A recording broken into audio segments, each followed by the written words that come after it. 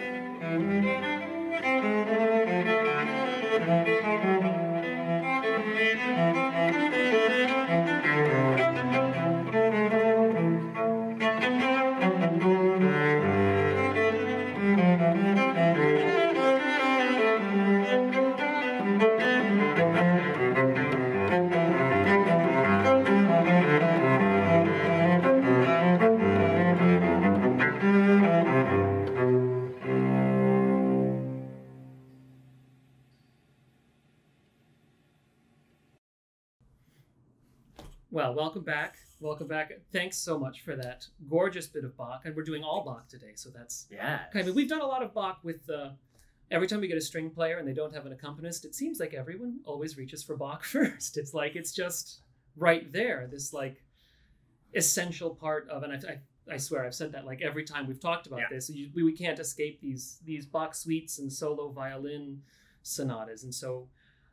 But now that we have a cellist, we're getting away from the violin, so it's at least a little bit of variety, and I'm loving it. I'm truly loving it and really looking forward to the last piece you've got for us. But before we get there, I wanted to ask a little bit about technique with the cello and how it changes depending on circumstance.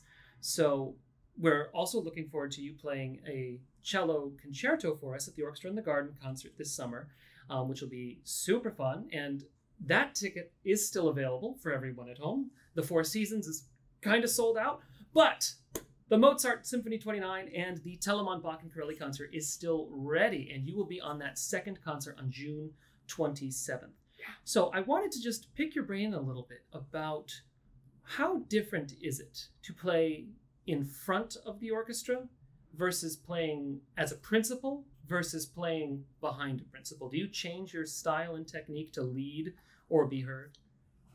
Well, I guess it all has to do with the music you're playing, so that the piece, right?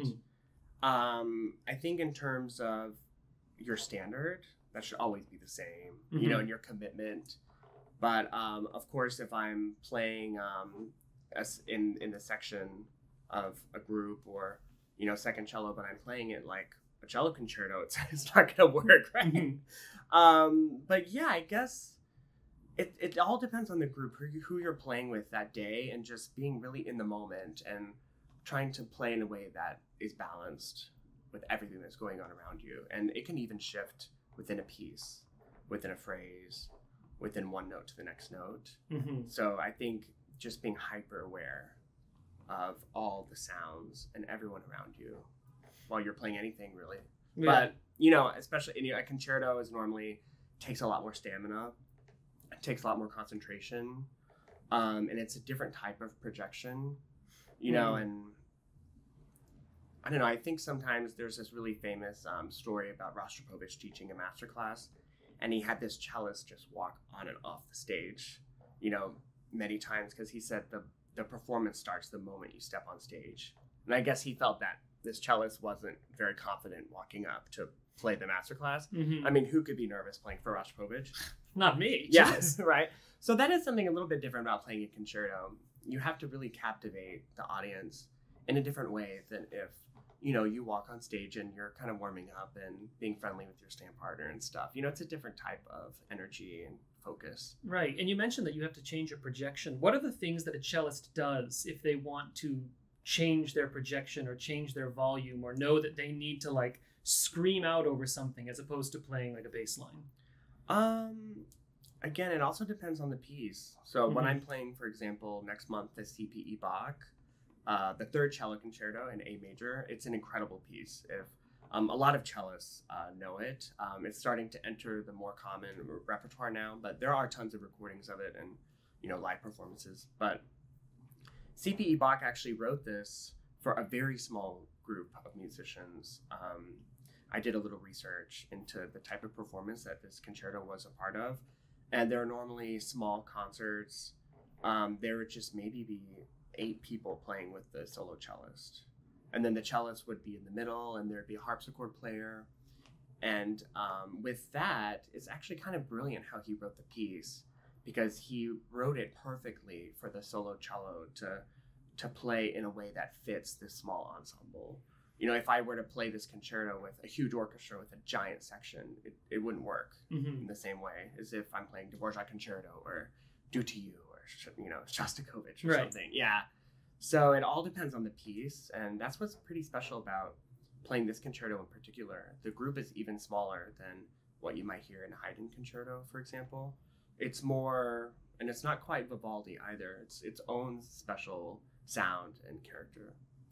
Well, I can't wait for more CPE Bach, because I did feel a little bad when I put it on the brochure that it just says Bach. And so I don't want to hoodwink people into thinking that it's JS Bach, but that doesn't mean it's any less good or any less exciting. And actually, in his lifetime, when people heard of Bach, they only thought of CPE for a period, you know.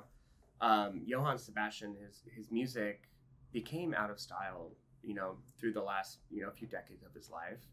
And CPE Bach was writing when his father was still alive.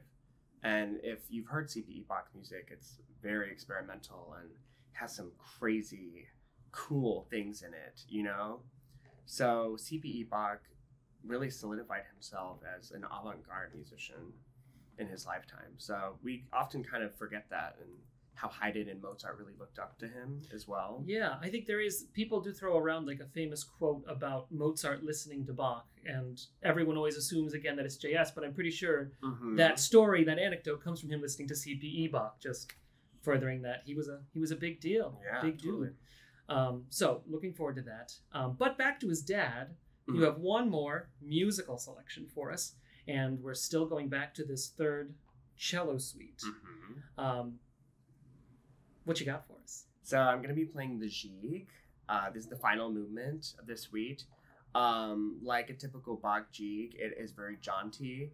This one in particular has a lot of this open string in it. You'll hear it a lot.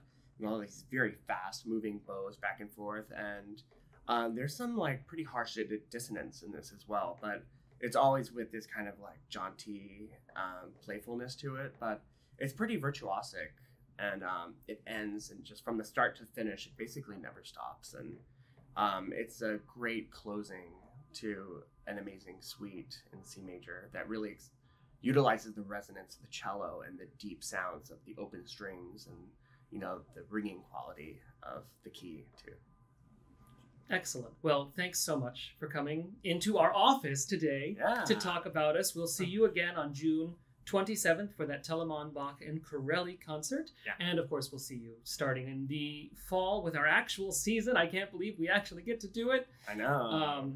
And the seasons to come. So thanks again. And thanks to everyone at home for tuning in for this last time of this season. We will pick the JewelBox back up again, I'm certain, as we get back into the swing of things this fall, where my ring light will work again and I will no longer look like a ghoul with the office lighting hit me from above. So thanks for dealing with me for that too, viewers. You're so kind. Right, so enjoy this last movement of the third cello suite, the Gigue by Johann Sebastian Bach, and we hope to see you at Orchestra in the Garden.